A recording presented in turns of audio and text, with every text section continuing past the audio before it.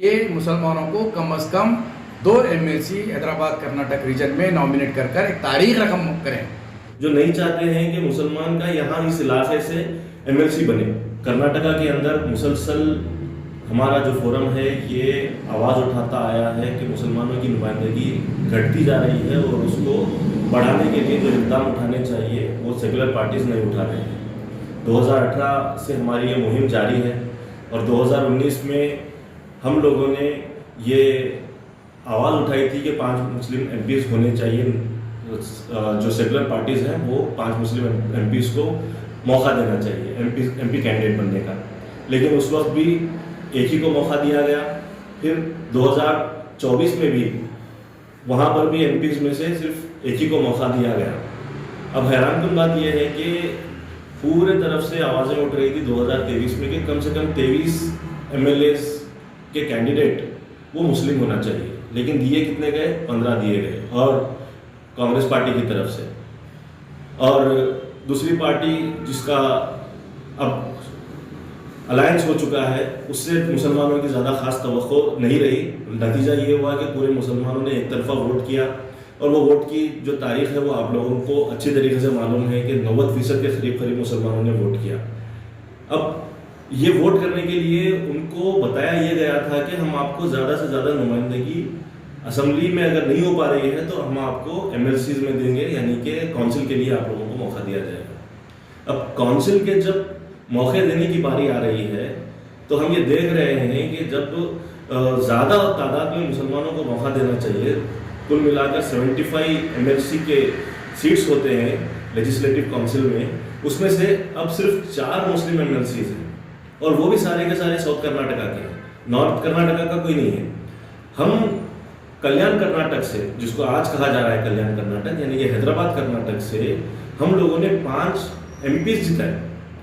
9 में से 5 एमपीज यहाँ से हैं, लेकिन उसके बावजूद भी, जो ज़्यादा से ज़्यादा वोट लेने के बावजूद भी, ये जो इलाका है उसको हुकूमत नज़रअंदाज कर रही है। जहाँ पर मुसलमानों को नुमाइंदगी देने की बात आती है, यहाँ गुलबर्गा शहर की ही बात ले लीजिए, 2 एमएलसीज हैं, अलग अलग तबके से हैं, लेकिन मुसलमान को मौका नहीं मिल रहा है। हम समझते हैं कि गुलबर्गा नहीं बल्कि पूरे इलाके के अच्छे मुस्लिम उम्मीदवार हैं जिनको मौका दिया जाए तो वो अच्छे तरीके से नुमाइंदगी कर सकते हैं, लेकिन उनको मौका नहीं दिया जा रहा है। अब हम लोगों को ये जो मालूम हुआ है कि इस बार भी हम लोगों के साथ नाइंसाफ़ी होने वाली है, इसी बिना पर हम लोग कर्नाटका मुस्लिम पॉलिटिकल फोरम से पुरजोर आवाज़ उठा रहे हैं कि इस बार कर्नाटक की जो हुकूमत है वो नाइंसाफ़ी ना करे, और जो वादा करके हुकूमत में आए हैं कि आप लोगों को हम अगर मौका देते हैं, पार्लियामेंट के इलेक्शन में कैंडिडेट बनाते हैं तो हम लोगों को नुकसान पहुंचेगा, लिहाजा हम अगली बार जब एमएलसीज मुंतखब होंगे, जब एमएलसीज को नॉमिनेट किया जाएगा, आप लोगों को भरपूर नुमाइंदगी दी जाएगी। अब एक समझ में ये आ रहा है कि वहाँ कुछ लॉबीज भी चल रही है जो नहीं चाहते हैं कि मुसलमान का यहाँ इस इलाके से एमएलसी बने।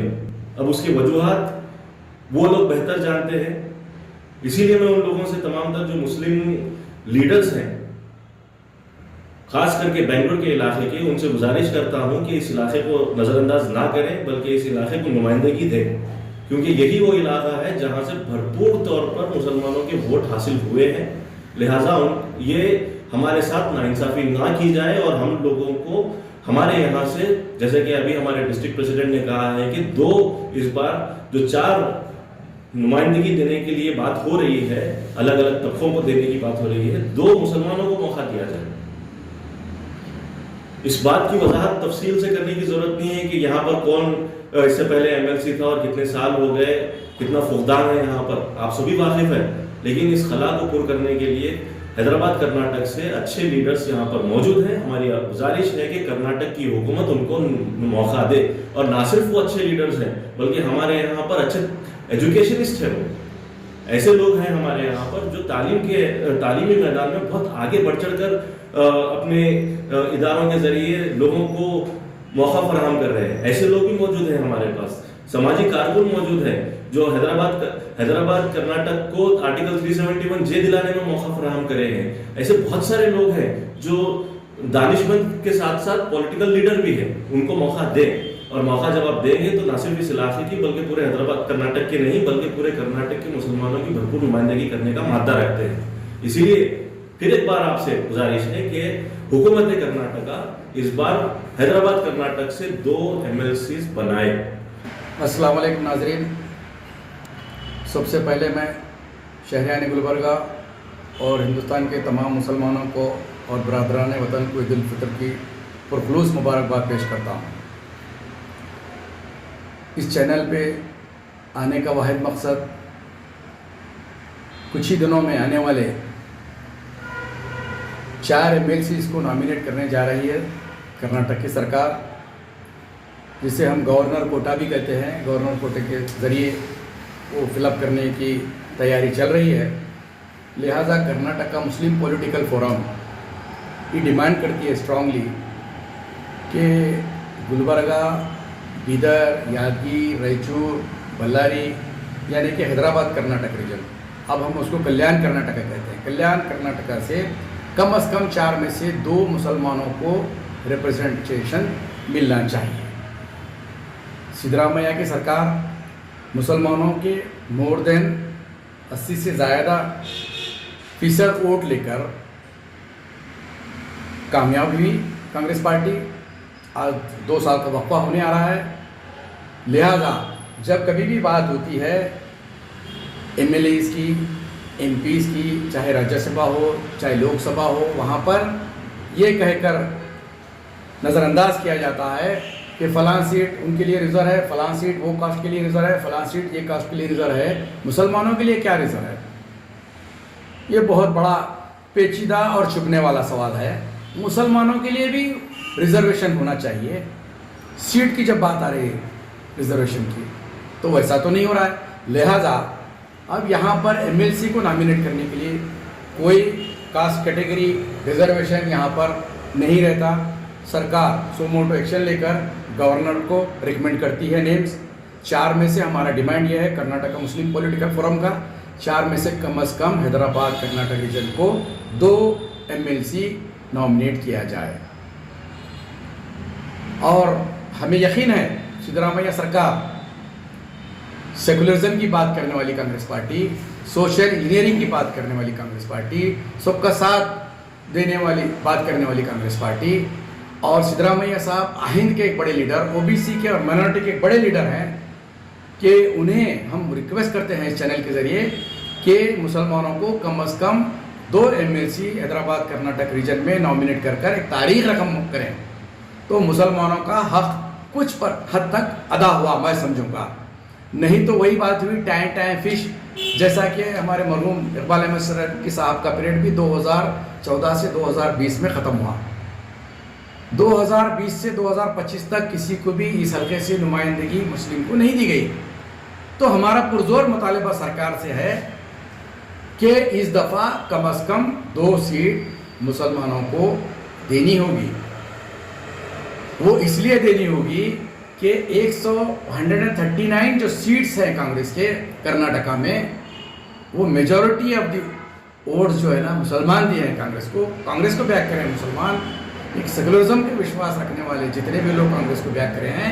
हर जगह तो रिजर्वेशन की बात हो रही है, MLAs में रिजर्वेशन की बात होती है, MLA सीट को लेकर, MP की सीट को रिजर्वेशन की बात होती है, राज्यसभा के MP को रिजर्वेशन की बात होती है, वो कास्ट को देना, ये कास्ट को देना। हर आदमी अपनी अपनी कास्ट का लॉबी करता है, मुसलमानों के लिए कौन लॉबी कर रहे हैं।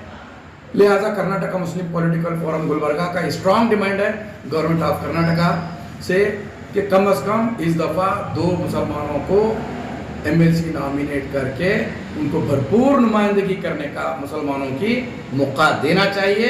उसके बाद सेकुलरिज्म की बात करने वाले, कॉन्स्टिट्यूशन को जिंदा रखने की बात करने वाले जब पूरे इस पर उतरेंगे तो मैं समझता हूँ कि वाकई सबको लेकर चलने वाली पार्टी कांग्रेस पार्टी, जो बात भी देती है, नारा भी देती है कि कांग्रेस पार्टी तमाम वर्ग के लोगों को लेकर चलने वाली कांग्रेस पार्टी, यहाँ पर वक्त आया है कि साबित करना है कि मुसलमान जिस अंदाज में वोट करें कांग्रेस पार्टी को, उस तरीके से उनका हक भी देना है उनको। और मैं यही सरकार सिद्धरामैया सरकार से गुजारिश करता हूं, और साथ साथ DK शिवकुमार जो कर्नाटक का कांग्रेस पार्टी के प्रेसिडेंट हैं, उनसे भी रिक्वेस्ट करता हूं, और मल्लिकार्जुन खड़गे साहब जो AICC प्रेसिडेंट हैं और जो इस हमारे गुलबर्गा की नुमाइंदगी करते हैं, उनसे भी रिक्वेस्ट करता हूं, और इस हल्के के मायानाज लीडर नौजवान आदि जनाब प्रियंक खड़गे जी से भी गुजारिश करता हूं कि कम से कम हमारे लिए 2 सीट का उन्होंने डिमांड करना। 2 मुसलमानों को कम से कम हैदराबाद कर्नाटक रीजन से 2 मुसलमानों को नॉमिनेट करे तो बहुत मेहरबानी होगी। और इसी के साथ साथ जितने भी हमारे मुस्लिम MLAs हैं, मिनिस्टर्स हैं, उनसे भी मैं रिक्वेस्ट करता हूं, गुजारिश करता हूं कि उन्होंने भी भरपूर नुमाइंदगी करे तो बहुत मुनासिब होगा। जय हिंद।